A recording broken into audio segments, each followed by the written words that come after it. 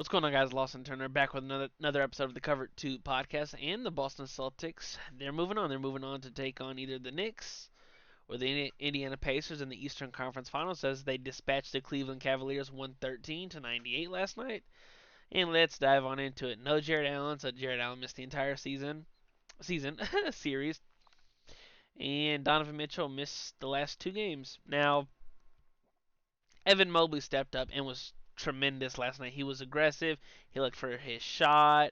Now, a lot of his points were in the second half. He ended up with 33 points, 7 rebounds, 4 assists, 1 steal, 2 blocks, and was 15 for 24 from the floor, 0 for 3 from 3. When you're in these games, you need one role player to, like, wow, no Donovan Mitchell. If Darius Garland can play good, they need one other role player to step up, and it was Marcus Morris who stepped up. 25 points, 3 rebounds off the bench, 10 for 13, 5 of 6 from 3. He was fantastic. Max Strus, 12 points, 7 rebounds, 9 assists. He didn't shoot the ball well. He was 3 for 10, 3 for 7 from downtown. Darius Garland disappeared.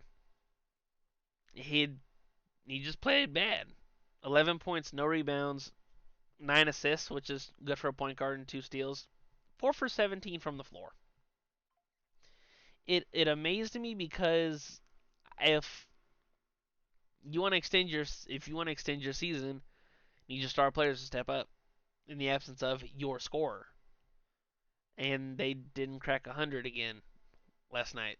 And it's not the reason that they're going home, but let's move on to what the not what the Cavs didn't do. Let's look at what the Boston Celtics did. Jason Tatum, I thought, played a solid game. 25 points, 10 rebounds, 9 assists, 4 steals. Kind of controlled tempo early and late. 9 of 16 from the floor overall.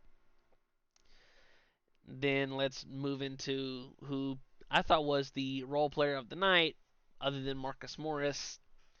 Al Horford, 22 points, 15 rebounds, 5 assists, 1 steal, 3 blocks, 8 of 15, 8 of 15 from the floor, 6 of 13 from 3. He was everywhere. Every time they needed a big 3, a big rebound, he was everywhere.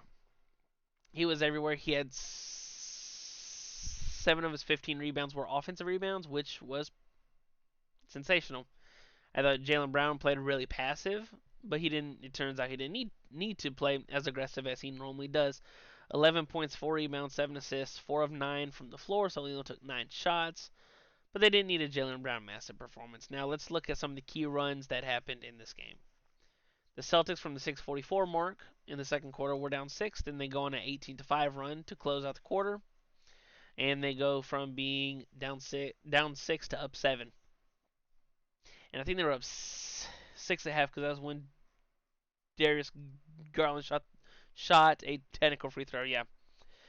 The and then they're up 1 with 10:47 left in the third.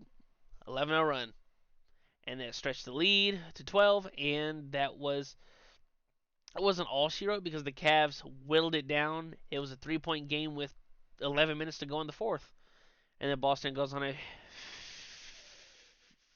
15 15 to 4 run from the 10:59 mark to the 6:43 mark, and they go up. They go from up 3 to up 14, and that will do it. Biggest thing for me, like, Cleveland's bench outscored Boston's bench.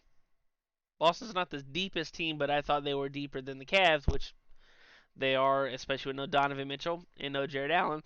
I thought that the 3-point line was insanely important because Boston will live and die by the 3. They took 12 more threes than the Cavs did and made 6 more than the Cavs. It's an 18-point difference just from the 3-point line. And what do you know? Cavs lose by 15. Rebounds, Boston killed them on the glass. Turnovers, Boston actually lost the turnover battle, 12 turnovers to 10. Cleveland had 10 that Boston turned into 11 points off those 10 turnovers, while Boston turned the ball over 12 times. Cleveland took advantage and scored 21 points off those 12 turnovers. The biggest stat for me, though, and it's not like Boston destroyed Cleveland in this aspect, but Cleveland had 0 fast break points. 0. So it's like you're You're not pushing tempo. You're not, trying to. You're not pushing the tempo in order for Boston to have to hurry back and set their defense. But it's not like Boston, killed them. Boston only had 6 fast break points the whole night. But with all that being said, is anyone surprised that Boston's in the Eastern Conference Finals? They played the Heat with no Jimmy Butler, and then they played the Cavs with no Jared Allen, and Donovan Mitchell played, you know, 3 of the 5 games.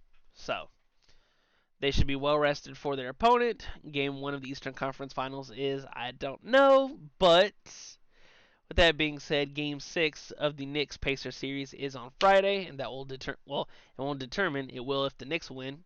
Who's gonna play Boston in the Eastern Conference Finals? Well, that's all I have for you guys for this video. Be sure to check us out on Twitter at thecover2pod26. 2 in Twitter is spelled TO. Link will also be in the description in order for it to be found a little bit easier. Well, that's all I have for you guys for this video. As always, for the Cover 2 podcast, I'm Lawson Turner, and I will talk to you guys later. Peace.